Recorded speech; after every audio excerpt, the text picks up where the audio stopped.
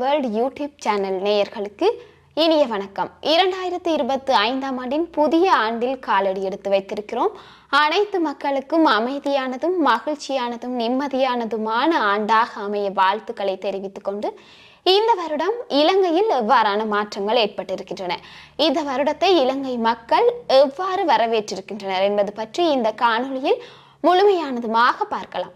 இந்த வருடம், அதாவது 2025ஆம் ஆண்டு, இலங்கை இந்த வருடத்தை மிக விமர்சையாகவும் மகிழ்ச்சியாகவும் மக்கள் அனைவரும் ஒன்று சேர்ந்து பாதுகாப்பாக வரவேற்றிருந்தனர். கொழும்பின் அனைத்து நகரங்களிலும், அதாவது முக்கியமாக காலிமுகத்திடலில் மிகவும் அழகாகவும் மிக ஆர்வமாக மக்கள் அங்கு சென்று அந்த அலங்கார விளக்குகளால் அலங்கரிக்கப்பட்ட விடயங்களையும் ட்ரோன்களை பயன்படுத்தி அங்கு ஏற்பாடு செய்யப்பட்டிருந்த நிகழ்வுகளையும் பல்லாயிரக்கணக்கான மக்கள் ஒன்று திரண்டு அங்கு காணக்கூடியதாக இருந்தது. கடந்த காலங்களை விட இந்த வருடம் மிகவும் கோலாகலமாக கொண்டாடப்பட்டிருந்தது. கடந்த ஆண்டுகளில் இவ்வாறான அமைப்புகள் எதுவும் முழுமையானதாக, அதாவது இவ்வளவு அளவிற்கு இந்த வருடத்தை ஒப்பிடும் பொழுது கடந்த காலங்களில் அது அவ்வளவாக பெரிதாக ஒன்றும் தெரியவில்லை. இந்த வருடம் மிகவும் சிறப்பாக, உண்மையிலேயே இலங்கை அபிவிருத்தி அடைந்து வரும் நாடு என்றுதான் கூறப்பட்டுள்ளது. ஆனால் இலங்கையை பார்த்தோமானால் ஏற்கனவே அபிவிருத்தி அடைந்த நாடுகளைப் போல், ஆஸ்திரேலியா, கனடா, அமெரிக்கா போன்ற நாடுகளைப் போல் மிகவும் விமர்சையாக இந்த ஆண்டை வரவேற்றிருந்தார்கள். பல்லாயிரக்கணக்கான ட்ரோன்களை பயன்படுத்தியும் வான வேடிக்கைகளை பயன்படுத்தியும் காலிமுகத்திடலிலிருந்து கொழும்பு நகரம் முழுவதுமாக கண்கொள்ளா காட்சியாகத்தான் அமைந்திருந்தது. அவ்வளவு சனத்திரல்களை நாம் காணக்கூடியதாக உள்ளது. அவ்வளவு சனத்திரல்கள் இருந்தாலுமே மிகவும் பாதுகாப்பான முறையில் இந்த வருடம் கொண்டாடப்பட்டு கொண்டிருந்தது. அதாவது அவ்வளவு மக்கள் எங்கிருந்து வந்தார்கள் என்று கூறக்கூடிய அளவில் அவ்வளவு சனத்தொகையான மக்கள் அங்கு இருந்தார்கள். அந்த 2025ஆம் ஆண்டை வரவேற்பதற்காக மிகவும் உற்சாகத்துடன் வந்திருந்ததாகத்தான் காணப்படுகிறது. பார்க்கும் பொழுதே கண்கொள்ளா காட்சியாக இருந்தது. கொழும்பில் மாத்திரமில்லாது யாழ்ப்பாணம், மட்டக்களப்பு போன்ற பிரதேசங்களிலும் மிகவும் விமர்சையாக இந்த ஆண்டை வரவேற்றிருந்தார்கள். நள்ளிரவு 12 மணியில் வானத்தில் 2025 என்பதும் இலங்கையின் உருவப்படங்களும் வானில் வேடிக்கையாக ஒளிர்ந்து கொண்டிருந்தது. மிகவும் பார்ப்பதற்கு ஒரு அழகிய காட்சியாகத்தான் இருந்தது. இவ்வாறாக இலங்கை மிக மகிழ்ச்சியாக இந்த வருடத்தை இலங்கையும் இலங்கை நாட்டு மக்களும் ஒன்று சேர்ந்து வரவேற்றிருந்தார்கள். அடுத்தபடியாக இலங்கையின் அரசியல், அதாவது இந்த வருடம் இலங்கையின் அரசியல் எவ்வாறு முன்னேற்றம் அடைந்திருக்கின்றது என்று பார்த்தோமானால், நாம் அனைவரும் நம்பக்கூடிய ஒரு விடயம்தான், ஆண்டின் ஆரம்பத்தில் ஏதாவது ஒரு விடயம் செய்தோமானால் அதன் தொடர்ச்சியாகவே ஆண்டு முழுவதும் இருக்கும் என்று சொல்லி நாம் அனைவரும் நம்புகின்ற ஒரு விடயமாக இருக்கின்றது. அதே போலதான் இலங்கையும் ஆண்டின் ஆரம்பத்தில் ஒரு வேலை திட்டத்தை முன்னெடுத்திருக்கின்றது. என்ன அந்த வேலை திட்டம் என்று சொல்லி பார்த்தோமானால், கிளீன் ஸ்ரீலங்கா.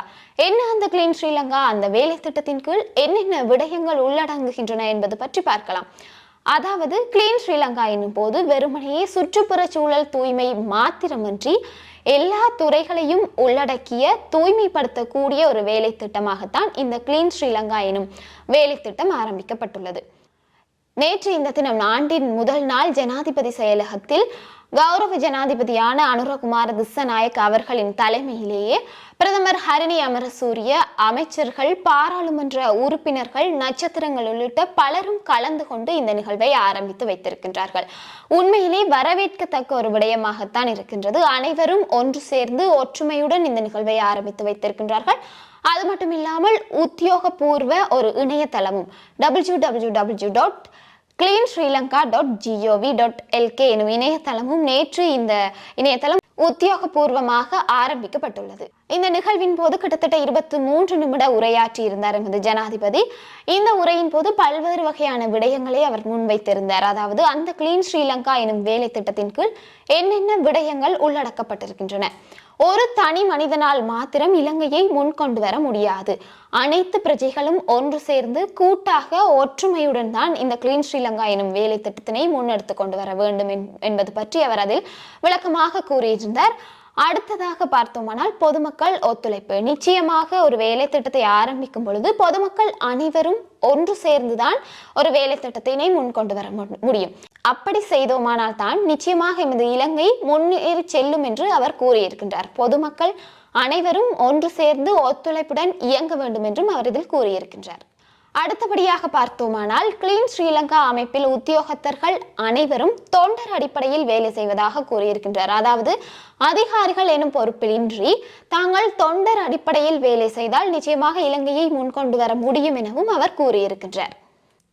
கடந்த கால அரசியல் மக்களுக்கு எதிராக செயற்பட்டனர். அதாவது இந்த அரசியலை போன்று அல்லாது மக்களுக்கு மேலுள்ள அரசியல்வாதிகளாக அவர்கள் செயற்பட்டிருந்தனர்.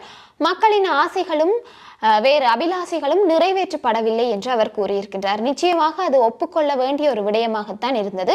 கடந்த காலங்கள் அனைத்து அரசியல்களும் நாம் அறிந்த விடயங்களாகத்தான் இருக்கின்றன. மக்களினுடைய ஆசைகள் அபிலாசைகள் எதுவும் நிறைவேற்றப்படவில்லை.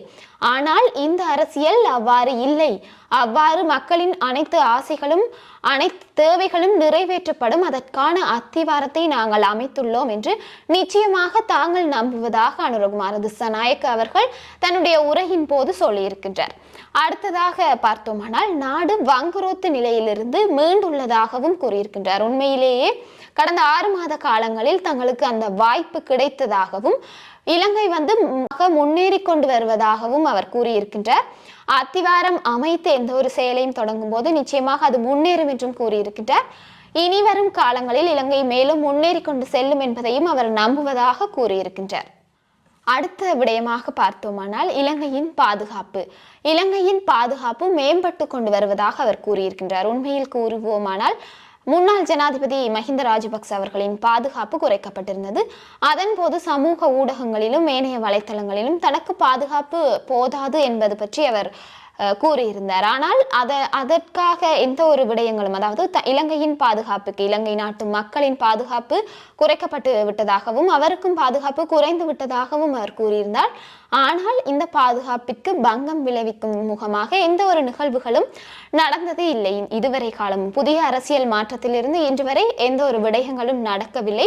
அது மட்டும் இல்லாமல் அருகம்பை பிரதேசத்திற்கு அச்சுறுத்தலாக அமைந்த போதும் முப்படைகளும் பாதுகாப்பை பலப்படுத்தி அந்த நிகழ்விலிருந்து தப்பியமை நாம் அனைவரும் ஒரு குறிப்பிடத்தக்க விடயமும், உண்மையில் பாதுகாப்பு பலப்படுத்தப்பட்டு விட்டது என்பதுதான் நாம் தெரிந்து கொள்ளக்கூடிய ஒரு விடயமாக இருக்கிறது. இங்கு குறிப்பிடப்பட வேண்டிய ஒரு விடயமாகவும் இருக்கிறது. அடுத்த கட்டமாக பார்த்தோமானால் சட்டங்கள், அதாவது சட்ட ஒழுங்கு கடந்த காலங்களில் இல்லை. இந்த புதிய அரசியலில் அவ்வாறு அமைய போவதில்லை. அதாவது ஊழலற்ற மோசடியற்ற ஒரு அரசாங்கம் இந்த புதிய அரசியலில் இருந்து உருவாகி உள்ளதாகவும் அவர் கூறியிருக்கின்றார்.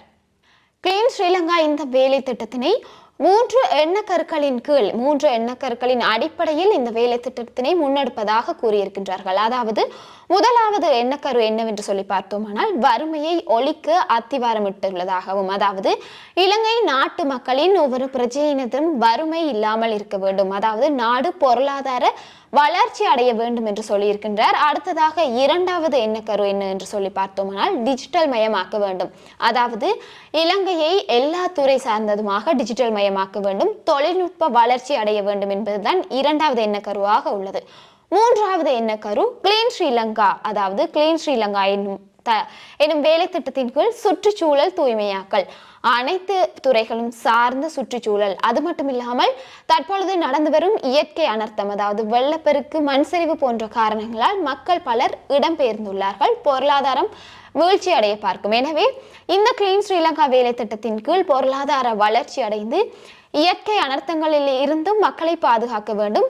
இதன் போது அவர் சில உதாரணங்களையும் முன்னெடுத்து கூறியிருக்கின்றார். அதாவது கடந்த ஆண்டு யானை மோதல், அதாவது யானை மனித மோதலின் போது 2023ஆம் ஆண்டு கிட்டத்தட்ட 182 யானைகள் பலியானதாகவும் கிட்டத்தட்ட 484 யானைகள் கொல்லப்பட்டுள்ளதாகவும் உதாரணங்களாக எடுத்துக்காட்டி இருக்கின்றார்.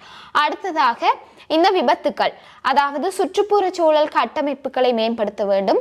விபத்துக்கள் எனும் பொழுது பார்த்தோமானால் நீரில் மூழ்கி கிட்டத்தட்ட 595 பேர் பலியாகி இருக்கின்றனர். வாகன விபத்துகளின் மூலம் 2321 பேர் இறந்துள்ளதாகவும் நாளொன்றுக்கு சராசரியாக 7 பேர் இந்த விபத்தின் மூலம் உயிரிழப்பதாக உதாரணங்களாக அவர் எடுத்துக்காட்டி இருக்கின்றார். உண்மையில் இலங்கையில் இவ்வாறு சென்றால் நாட்டின் சனத்தொகை என்னாவது என்பது போன்ற அவர் கேள்விகளையும் எழுப்பியிருக்கின்றார்.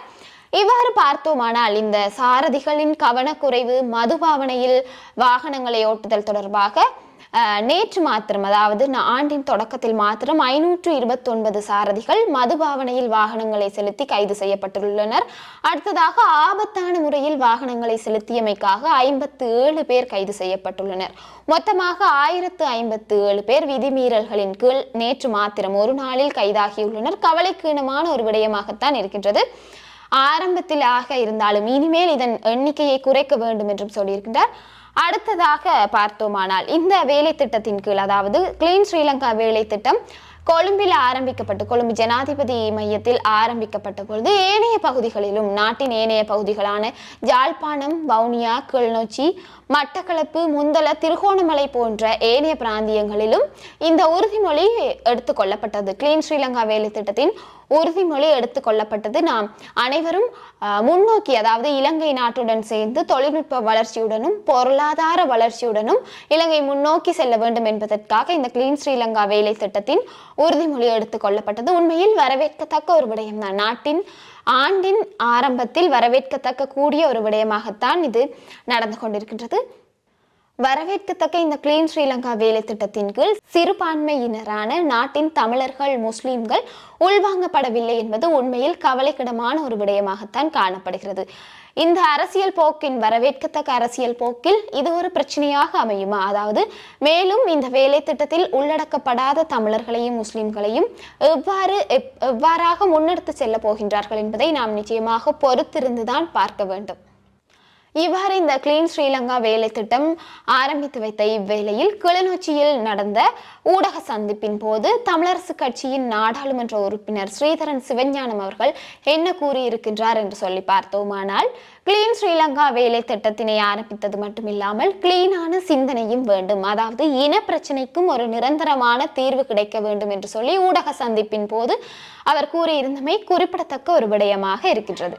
அடுத்த விடயமாக பார்த்தோமானால், உள்ளூராட்சி தேர்தல் சபை திருத்த சட்டம் மூலம் இன்னும் 2 வாரங்களில் பாராளுமன்றத்தில் சமர்ப்பிக்கப்படும் என்று கூறியிருக்கின்றார்கள். அதாவது அடுத்த உள்ளூராட்சி தேர்தல் நடைபெறுவதற்கான சாத்தியக்கூறுகள் இதன் மூலம் இருப்பதை நாம் அறிந்து கொள்ளக்கூடியதாக இருக்கின்றது.